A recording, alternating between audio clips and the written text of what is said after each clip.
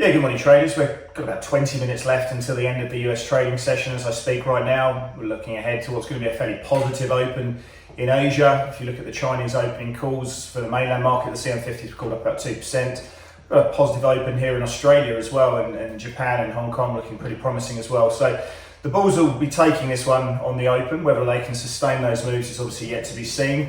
There is a lot of event risk to work our way through.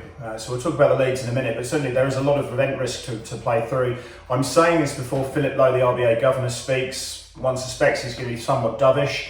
Everyone's looking ahead at the Chinese CPI and PPI numbers. They're probably going to be slightly softer than expected, I'd imagine. And then we head into the US trading session where we're watching what happens in the US CPI numbers, where the market's expecting headline CPI to go up from a 1.3% to 1.7%.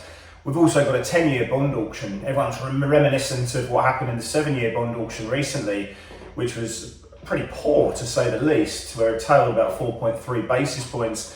And there was very poor demand. Primary dealers picked up nearly 40% of the issuance there. So we're watching what happens there. So the Treasury Department will be issuing something like nearly $40 billion worth of 10-year treasuries. And if there's again a very poor auction, if that tails significantly, then there could be big ramifications that play through in the Treasury market. But as it is at the moment, if we have a look at what's been playing through overnight in the US trading session, it's been a big in duration. People have gone back into tens. You can see 10-year nominal treasuries down 5 basis points.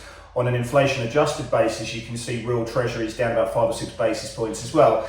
And the ramifications of that have been fairly pronounced. If you have a look at the Nasdaq's up 4.5%.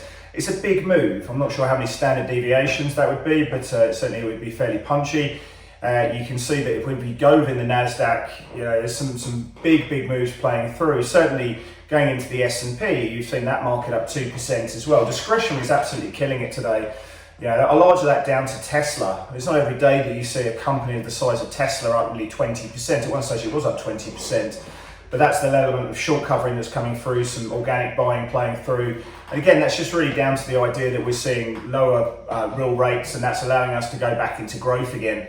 Amazon also having a pretty strong session on the day as well. We're seeing some buying playing through there. You've obviously seen the Dixie working to the downside as well. The Dixie's had a bit of a resurgence recently as real yields have moved higher. The dollar index down 0.4% on the session. If you look at the high beta currencies like the South African Rand, that's up 1.7%. The MEX is doing pretty well at 1.6%. The Aussie's up nearly 1%. We've got our eyes, as I say, coming up on Philip Lowe. He speaks as we go through to the Asian trading session, and again, he'll probably be somewhat on dovish on the ledger. But the Aussie's up nearly 1% on the trading session. We're seeing good buying against the euro as we look into that ECB meeting tomorrow night there. That's going to be a big one for traders to focus on.